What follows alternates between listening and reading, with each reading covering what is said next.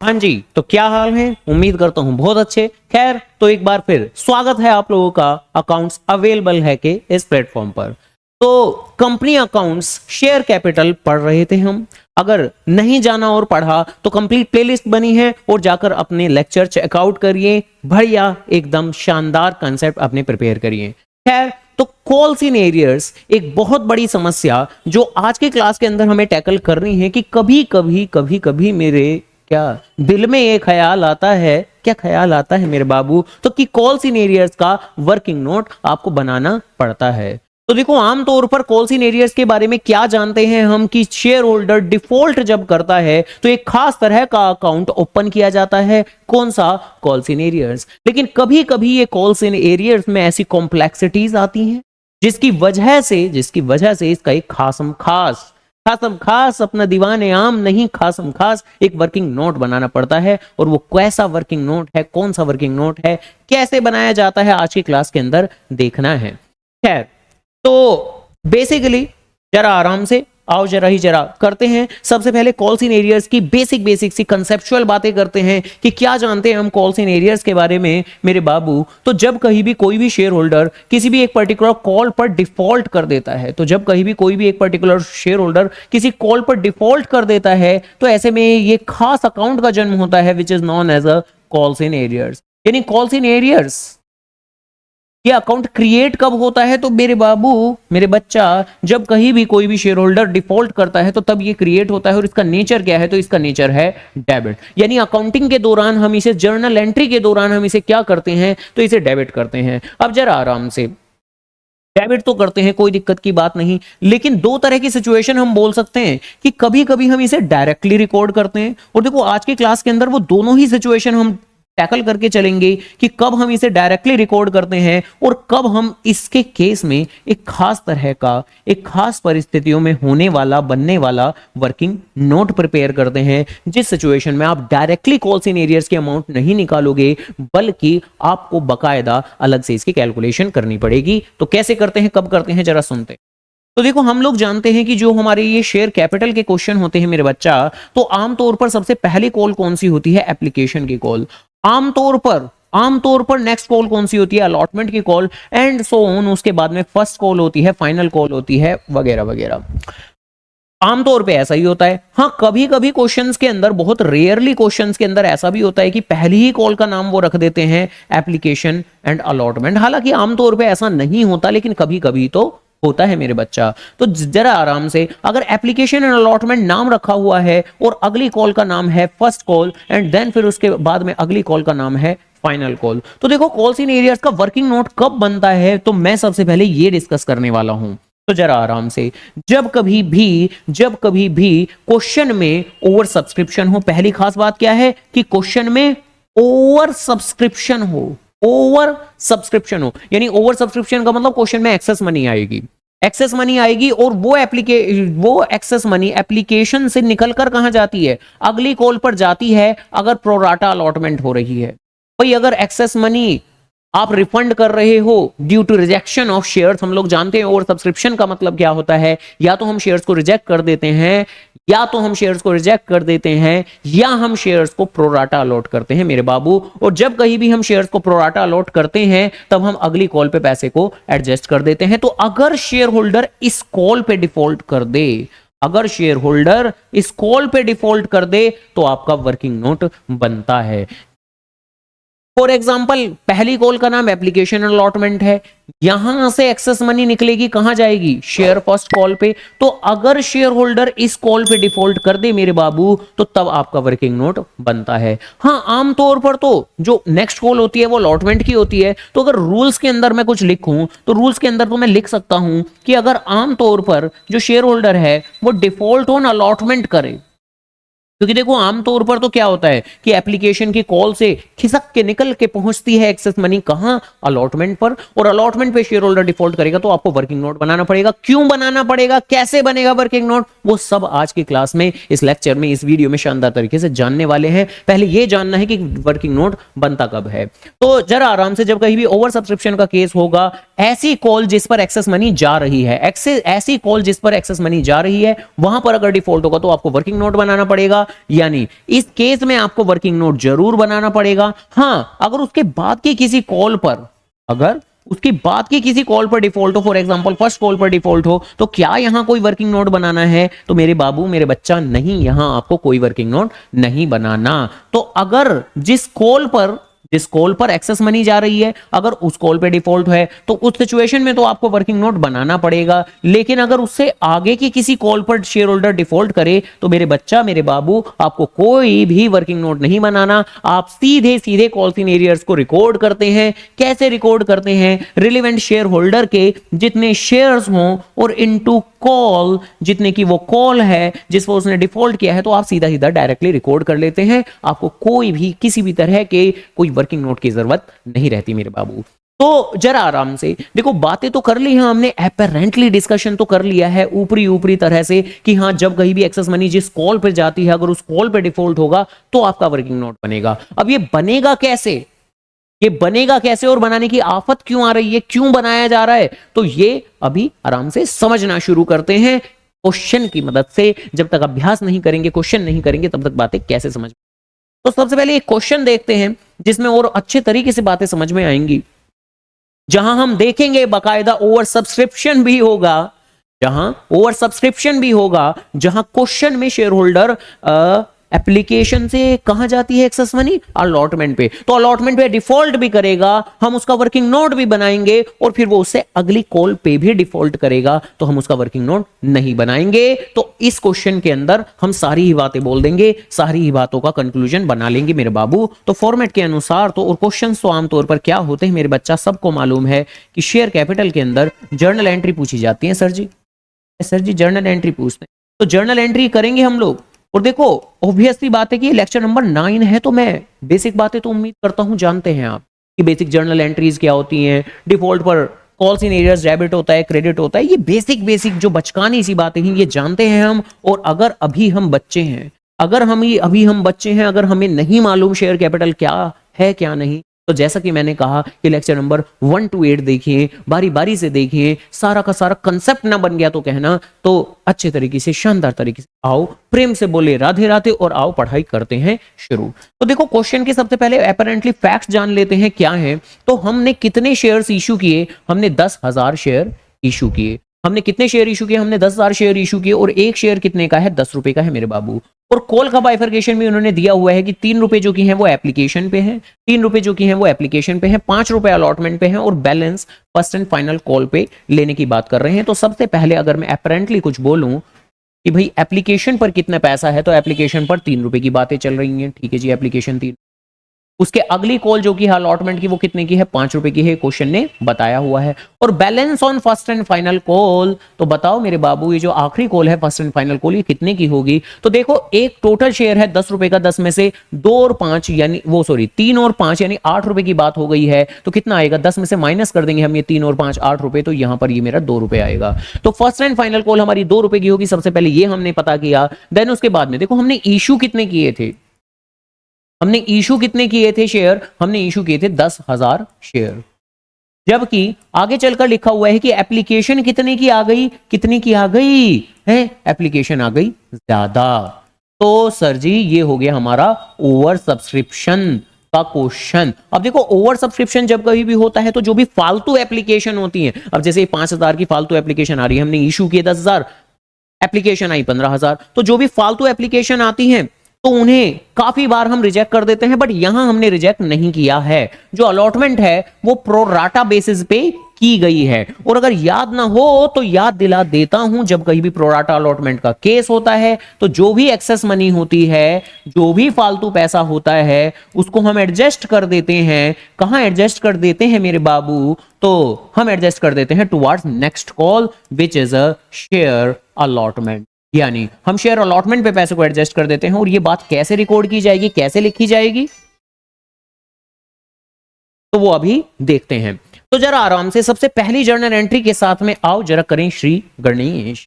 तो सबसे पहली जर्नल एंट्री जो कि होती थी हमारी bank account debit to share application. और देखो, ये जो सबसे पहली जर्नल एंट्री होती थी, ये सबसे आसान जर्नल एंट्री होती थी। ये किस चीज की जर्नल एंट्री होती थी कि मेरे बाबू कितना पैसा आया है, एप्लीकेशन पर कितना पैसा आया है। तो कितना पैसा आया है? कितने की एप्लीकेशन आई? 15,000 शेयर्स की एप्लीकेशन आई है। 15,000 शेयर्स की एप्लीकेशन आई है और एप्लीकेशन की कॉल कितने की है? 3 रुपए की। तो 15,000 शेयर्स की एप्लीकेशन आई है और कितने रुपए की कॉल है? ये 3 रुपए की। तो 3 रुपए के हिसाब से 15,000 इंटू 3 विच विल बी 45,000। तो 45,000 रुपीज आए हैं। ठीक है जी। देन इसके बाद में जो मेरी सेकंड एंट्री होती थी, सेकंड एंट्री तो वो होती थी मेरी share application account debit, share application account debit. और शेयर एप्लीकेशन अकाउंट डेबिट करने के बाद में हम लिखते थे यहां पर to share capital. Share capital में उतना जितना हम मैक्सिमम अलॉट कर सकते थे और उसके बाद करते थे हम एक्सेस मनी का ट्रीटमेंट। तो देखो हम यहां पहले लिखते थे शेयर कैपिटल और रूल्स के अनुसार, प्रिंसिपल्स के अनुसार अब तक तो बातें अच्छे से माइंड में बैठ गई होंगी, और नहीं बैठी हैं तो बिठाओ उन्हें, चुपचाप मार पीट के बिठाओ उन्हें। ऐसे कैसे नहीं बैठ रही? तो बिठाओ। क्या बिठाना है जी? कि शेयर कैपिटल में कितना हम लिखते हैं, तो शेयर कैपिटल में हम उतना लिखते हैं जितना हम मैक्सिमम अलॉट कर सकते हैं। एंड कितना हम मैक्सिमम अलॉट कर सकते हैं, तो हमने कितने शेयर्स इशू किए थे? हमने 10,000 शेयर इशू किए थे मेरे बच्चा। तो हम मैक्सिमम हम सिर्फ 10,000 शेयर ही अलॉट कर सकते हैं। हम अपने शेयर होल्डर लोगों को पूज्य नहीं है, शेयर होल्डर लोगों को सिर्फ 10,000 शेयर्स ही दे सकते हैं। तो 10,000 इंटू 3 के हिसाब से, क्योंकि एप्लीकेशन की कॉल की बात चल रही है, तो 10,000 इंटू 3 के हिसाब से 30,000 ही हम यहां पर लिख पाएंगे। और ये शेयर एप्लीकेशन में तो जितनी अमाउंट से क्रेडिट हुआ था उतना ही हम जरूर लिखेंगे। और जैसा कि हमने कहा था कि जो भी मेरी एक्सेस मनी होगी, बताओ क्या कहा था हमने, कि जो भी मेरी एक्सेस मनी होगी उसको क्या कर देंगे? एडजस्ट कर देंगे टुवर्ड शेयर अलॉटमेंट। अगर हम फालतू की एप्लीकेशन को रिजेक्ट करें तो हम रिफंड कर देते हैं पैसा, यहां एंट्री लिखते हैं बैंक के नाम से। लेकिन प्रोराटा अलॉटमेंट के केस में तो यहां पर हम अगली कॉल पर पैसे को एडजस्ट कर देते हैं, यानी हम यहां लिखते हैं शेयर अलॉटमेंट। यानी कि 10,000 शेयर्स हमने इशू किए, 15,000 की एप्लीकेशन आई, तो कितने हैं हमारे फालतू शेयर, एक्सेस शेयर्स? तो 5,000 शेयर्स मेरे फालतू शेयर्स हैं। तो बताओ मेरे बाबू, क्या 5,000 शेयर्स के हिसाब से 3 रुपए के हिसाब से यहां पर 15,000 रुपए आ जाएंगे? और बहुत से मेरे प्यारे प्यारे बांगड़ों तो ऐसा कहेंगे कि ये 15,000 निकालने के लिए इतनी मेहनत क्यों की सर जी आपने? 45,000 में से 30,000 माइनस करके ही 15,000 निकाल देते। तो बात तो सही है, लेकिन मैं तो कंसेप्चुअली आपको समझाना चाहता हूं सारी की सारी बातें। तो यही कारण है मैं नंबर ऑफ शेयर्स और इनटू रुपीस के टर्म में ही आपको मैक्सिमम चीजें समझाने की कोशिश करता हूं। एग्जाम के अंदर क्या आप माइनस वाली टेंडेंसी भी अपना सकते हैं? तो बेशक अपना सकते हैं, कोई परेशानी नहीं। तो इसी के साथ में हमने शेयर अलॉटमेंट पे कितना पैसा एडजस्ट कर दिया है? तो 15,000 रुपए एडजस्ट कर दिए हैं, जो कि एक वादा है। कैसा वादा है?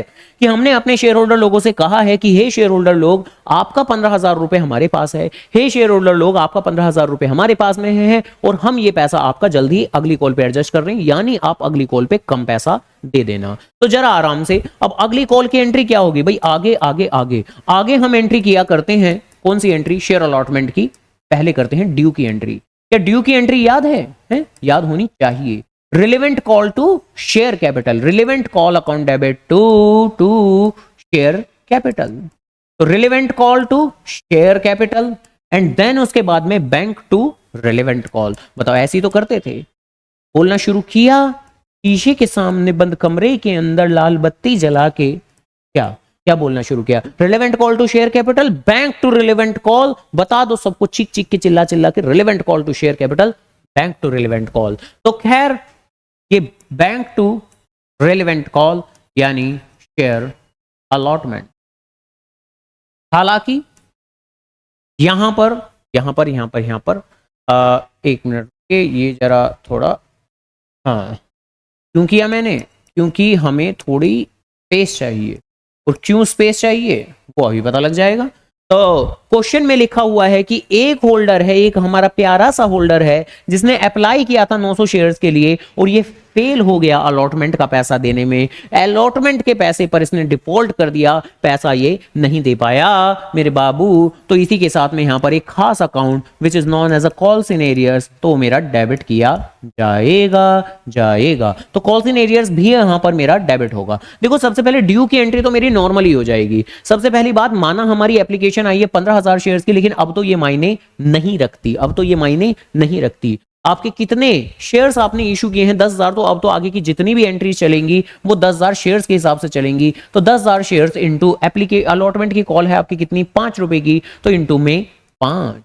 तो 10,000 इंटू 5, 50,000 रुपए मांगे हैं, 50,000 रुपए मांगे हैं। उसके बाद में देखो आमतौर पर हम कहते हैं कि रिलेवेंट कॉल जितनी अमाउंट से डेबिट हुआ है उतनी ही अमाउंट से हमेशा क्रेडिट होगा ही होगा, जितनी अमाउंट से डेबिट हुआ है उतनी अमाउंट से क्रेडिट होगा ही होगा। लेकिन क्या अभी भी ऐसा होगा? हाँ होगा तो सही, लेकिन इसमें हम इस वादे को याद रखेंगे कि 15,000 रुपए हमें कम मिलने हैं तो हमें 15,000 रुपए माइनस करने पड़ेंगे। तो देखो यहां पर 50,000 से डेबिट हुआ है तो क्या हम सेम 50,000 लिख देंगे? तो मेरे बच्चा नहीं, 50,000 में से 15,000 माइनस करके हम रिमेनिंग सिर्फ 35,000 लिखेंगे। तो क्या किया हमने? 50,000 में से वो जो 15,000 की एक्सेस मनी हमने पिछले पेज पे माइनस की थी, यानी लिखी थी कि हाँ भाई हम इसे एडजस्ट करेंगे, तो इसे एडजस्ट कर दिया। 50 माइनस 15 35,000। देन इसके बाद में जैसा कि हमने आज की क्लास की शुरुआत में कहा था कि जब जब क्वेश्चन ओवर सब्सक्रिप्शन का होगा और डिफॉल्ट ऑन अलॉटमेंट होगा तो आपको कॉल्स इन एरियर्स का वर्किंग नोट बनाना पड़ेगा, ध्यान रखिएगा। हाँ एप्लीकेशन से पैसा अलॉटमेंट पे जाता है, यहां अगर डिफॉल्ट होगा तो वर्किंग नोट बनेगा, आगे की किसी कॉल पे डिफॉल्ट होगा तो वर्किंग नोट नहीं बनेगा। अब जैसे अगर मैं इस क्वेश्चन की बात करूं तो इसने अलॉटमेंट पे भी डिफॉल्ट किया है और सब्सिक्वेंट कॉल यानी फर्स्ट एंड फाइनल कॉल पे भी डिफॉल्ट किया है, लेकिन हम इसके लिए तो वर्किंग नोट बनाएंगे, जरूर बनाएंगे, लेकिन यहां कोई भी वर्किंग नोट बनाने की जरूरत नहीं रहेगी। यहां आप सीधे तौर पर कॉल्स इन एरियर्स रिकॉर्ड करोगे। तो जरा आराम से वर्किंग नोट बनेगा कैसे, कैसा होता है वर्किंग नोट, तो आओ जरा आप जानना शुरू करते हैं। सबसे पहली बात, ये कॉल्स इन एरियर्स की अमाउंट कहां से आएगी? तो आएगी वर्किंग नोट से। आओ वर्किंग नोट बनाना शुरू करें। वर्किंग नोट, प्यारा प्यारा वर्किंग नोट, शानदार सा वर्किंग नोट।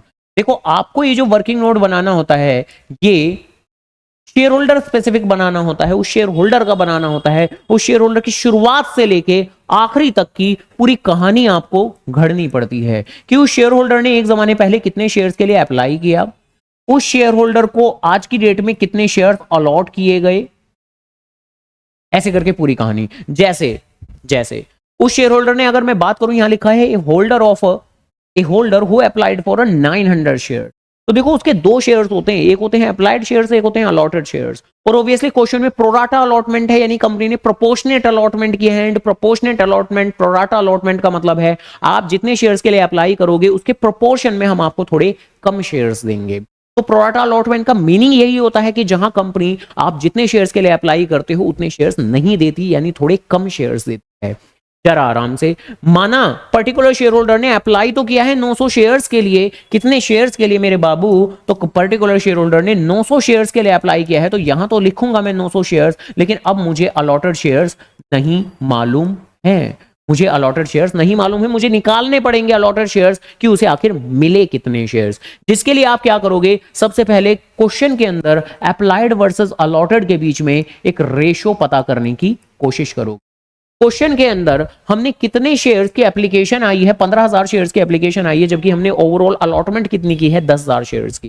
भाई हमने अलॉटमेंट तो 10,000 की ही की होगी ना, क्योंकि 10,000 शेयर हमने इशू किए थे, तो हमने अलॉट भी कितने किए होंगे, 10,000, लेकिन एप्लीकेशन कितनी आई है, 15,000 की। तो देखो आपको ये रेशो बनाना होता है कितना, अप्लाइड वर्सेस अलॉटेड के बीच में, कि कंपनी के पर्सपेक्टिव से अगर देखा जाए तो कंपनी के पास में टोटल एप्लीकेशन कितनी आई, तो वो आई 15,000 शेयर्स की।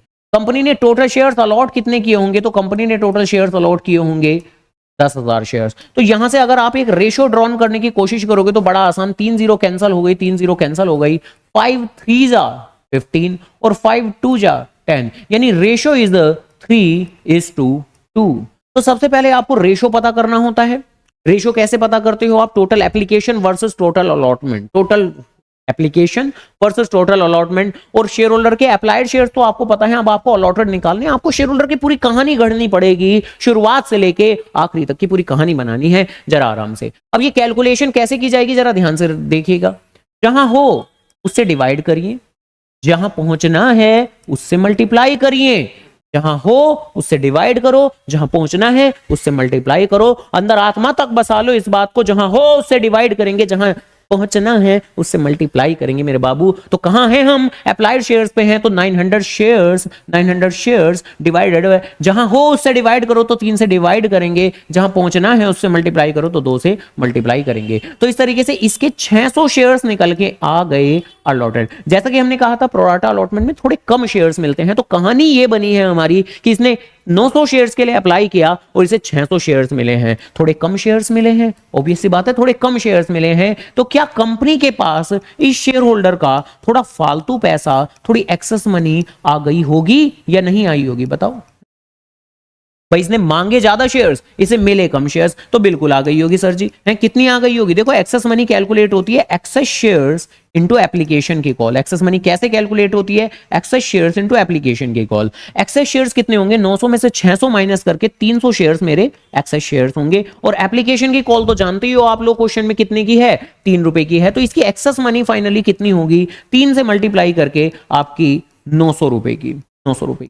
और कंपनी ने क्या कहा होगा? कंपनी ने क्या, और देखो ध्यान से समझ लीजिएगा, ये 900 रुपए हैं और वो 900 शेयर हैं। कभी सोचो कि अच्छा ये 900 वहां से आया कि 900 ठीक है, चीजों को निकालने का एक तरीका है, तो आपको चीजों का तरीका समझना है। ध्यान रखिएगा कि सबसे पहले अप्लाइड शेयर्स गिवन है, आपने रेशियो ड्रॉन किया, अप्लाइड से अलॉटेड शेयर्स निकाले, और उसके बाद में एक्सेस मनी आप निकालोगे, जो निकलेगी एक्सेस शेयर्स इनटू एप्लीकेशन की कॉल।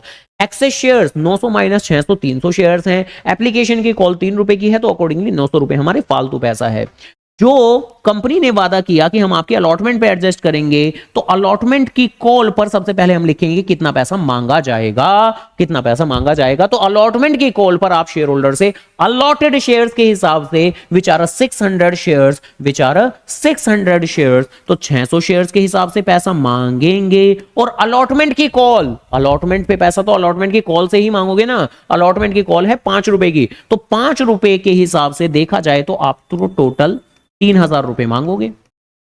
तो आपको 3000 रुपए मांगने थे, आपको 3000 रुपए मांगने थे, और 900 रुपए ऑलरेडी आ चुके हैं, तो अब इस शेयर होल्डर को 2100 रुपए देने थे, जो इसने नहीं दिए। तो यही आपका कॉल्स इन एरियर्स है, कॉल्स इन एरियर्स है। ठीक है जी। तो आपको करना क्या होता है, जब कहीं भी कॉल्स इन एरियर्स का वर्किंग नोट हम लोग बनाते हैं, अप्लाइड से अलॉटेड शेयर्स आप निकालते हो, जिसके लिए लाइन आप याद रखते हैं कि जहां है उससे डिवाइड करो, जहां पहुंचना है उससे मल्टीप्लाई करें। देन उसके बाद में आप एक्सेस मनी कैलकुलेट करते हैं by applying excess shares into application की कॉल, आप एक्सेस मनी निकालते हैं। इसके बाद अमाउंट ड्यू ऑन अलॉटमेंट, जो आप अलॉटेड शेयर्स इनटू अलॉटमेंट की call, allotted shares into allotment की कॉल करते हैं, अलॉटमेंट की अमाउंट ड्यू निकालते हैं। देन ऑब्वियसली दोनों अमाउंट को एडजस्ट करके मतलब माइनस करके आप फाइनली कॉल्स इन एरियर्स की अमाउंट निकाल देते हैं। तो इस तरीके से आपका कॉल्स इन एरियर्स का वर्किंग नोट बनाते हैं। खैर, तो जरा आराम से, अब ये 2100 रुपए की जो डिफॉल्ट की अमाउंट है, यही हम लोग यहां लिख देंगे, और 35,000 में से ये 35,000 में से माइनस करके मेरा आएगा, बताओ मेरा क्या आएगा मेरे बच्चा, तो 32,900 रुपए। तो देखो ऑब्वियस सी बात है, मैं बिल्कुल नहीं कहूंगा, बिल्कुल मैं एग्री नहीं करता उन लोगों से जो कहते हैं, क्या कहते हैं कि ये जो टॉपिक हम आज के क्लास के अंदर पढ़ रहे हैं वो एक आसान चीज, मैं बिल्कुल भी एग्री नहीं करता। वाकई में ये एक टेक्निकल चीज है कि कॉल्स इन एरियर्स का वर्किंग नोट आखिर कैसे बनता है, लेकिन टेक्निकल और मुश्किल चीजों को भी आसान बनाने का तरीका क्या है मेरे बाबू, बताओ। मुश्किल और टेक्निकल चीजों को आसान बनाने का तरीका क्या है, तो वो है दोहराओ। आप चीजों को जितना ज्यादा दोहराओगे, रिपीट करोगे, प्रैक्टिस करोगे, चीज उतनी ही आसान बन जाएगी। मुश्किल और टेक्निकल चीजें आप जब भी करते हैं, ध्यान रखिएगा, तो बिल्कुल खुद से उम्मीद मत करिए कि पहली बार पढ़ते हुए आपको अच्छा महसूस होगा, बल्कि मान के चलिए ऐसा महसूस होगा मानो कि आपसे ज्यादा टफर कोई नहीं है, ना जाने क्या हो रहा है, या तो आपको पढ़ना नहीं आता या सामने वाले को पढ़ाना नहीं आता। बट रियलिटी इज दिस, सामने वाला भी ठीक अपनी जगह है और आप भी बिल्कुल सही, उस चीज में दिक्कत है, वो चीज थोड़ी मुश्किल है, वो चीज थोड़ी टेक्निकल है, आपको थोड़ा वक्त देना पड़ेगा, एफर्ट लगाने पड़ेंगे, चीज को रिपीट करना पड़ेगा। आप पहली बार देखोगे आपको बहुत कठिन लगेगा, बहुत मुश्किल लगेगा, आप दूसरी बार करोगे, तीसरी बार करोगे, थोड़ा कंफर्टेबल हो जाओगे, शायद चौथी पांचवी बार में आपको लगने लगेगा कि नहीं, चीज वाकई में इतनी भी मुश्किल नहीं थी, और मेरे ख्याल से छठी सातवीं बार में चीज बहुत आसान हो जाएगी। और उन बच्चों का क्या जो ये सोचते हैं कि अरे अगर एक चीज को हम 6-7 बार करेंगे तो पूरा सिलेबस कैसे कवर कर पाएंगे मेरे बाबू, तो इस तरह की चिंताएं आपको नहीं करनी चाहिए, क्योंकि वो सारी चिंताएं सीबीएसई करता है। आपके सिलेबस में इतनी ज्यादा टेक्निकल चीजें उन्होंने बहुत ज्यादा नहीं डाली। यही कारण है कि ऐसा नहीं है कि सभी चीजें इक्वली टाइम टेकिंग है, कुछ चीजें टाइम लेंगी, कुछ चीजें जल्दी जल्दी भी हो जाएंगी। तो ये आपको ध्यान से केयरफुली ध्यान देना है कि किन चीजों पे ज्यादा टाइम देना है और किन चीजों पे कम टाइम देना है, बराबर टाइम नहीं देना सभी पे। तो स्मार्टली पढ़ाई करिए और हार्ड वर्किंग बने।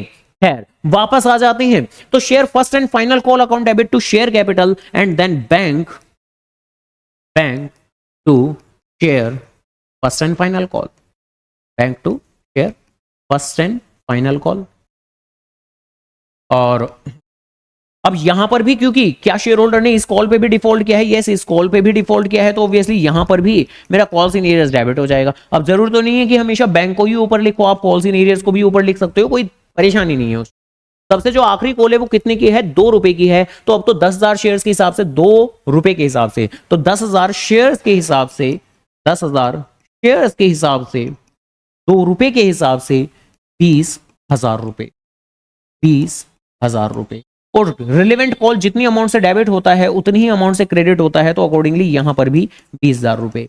और क्या अब फिर से इस शेयर होल्डर ने डिफॉल्ट किया है, तो क्या कॉल्स इन एरियर्स के लिए फिर से कोई झमेला करना है आपको, कोई फिर से इतना ये भारी भरकम डरावना सा वर्किंग नोट बनाना है आपको? तो जवाब है ना मेरे बच्चा, अब इस बार आपको कोई भी किसी भी तरीके का वर्किंग नोट नहीं बनाना। हमने पढ़ा था कि जब कहीं भी पहली कॉल से एक्सेस मनी अगली कॉल पे जाती है, तो यहां अगर डिफॉल्ट होता है तो आपका वर्किंग नोट बनाया जाता है, लेकिन अगर उससे अगली कॉल पे डिफॉल्ट होगा तो आपका कोई भी वर्किंग नोट आपको नहीं बनाना है। अगर अगर अगर जहां पर एक्सेस मनी एडजस्ट होती है वहां पर डिफॉल्ट होता है तो वहां पर वर्किंग नोट बनता है आपका, अगर उससे अगली कॉल पे डिफॉल्ट होगा तो आपका कोई भी वर्किंग नोट नहीं बनेगा। आप डिफॉल्ट को नॉर्मली रिकॉर्ड करोगे। कैसे रिकॉर्ड करोगे?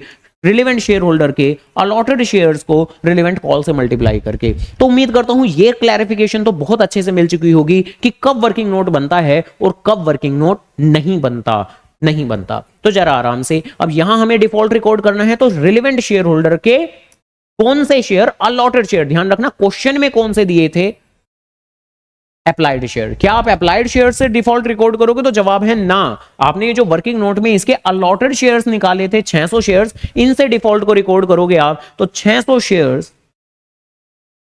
शेयर्स और रिलेवेंट कॉल है 2 रुपए की, तो बस 600 शेयर्स इंटू 2 रुपए के हिसाब से 1200 का डिफॉल्ट है, तो अकॉर्डिंगली पैसा आ चुका होगा 18,800 रुपए। इस तरीके से बात हो गई हमारी। तो आज की क्लास के अंदर आप लोगों ने मान के चलिए एक काफी one of the complicated topic cover किया है। ध्यान रखिए, क्या ऐसे बहुत सारे टॉपिक हैं? तो जवाब है ना, बट ये one of the complicated topic है कि कॉल्स इन एरियर्स में वर्किंग नोट कब बनता है। और जैसा कि मैंने समझा है कि कॉम्प्लिकेटेड चीजों को आसान बनाने का एक प्रोसेस है, स्टेप बाय स्टेप, जिसके अंदर आपको दोहराव और चीजों को रिपीट बहुत करना पड़ेगा। तो चलिए खैर, फिलहाल के लिए मेरी बात यही समाप्त होती है, खत्म होती है। तो अपना ध्यान रखिए, पढ़ाई करते रहिए, लेक्चर्स देखते रहिए। तो कीप वॉचिंग एंड शेयरिंग। तो थैंक यू सो मच।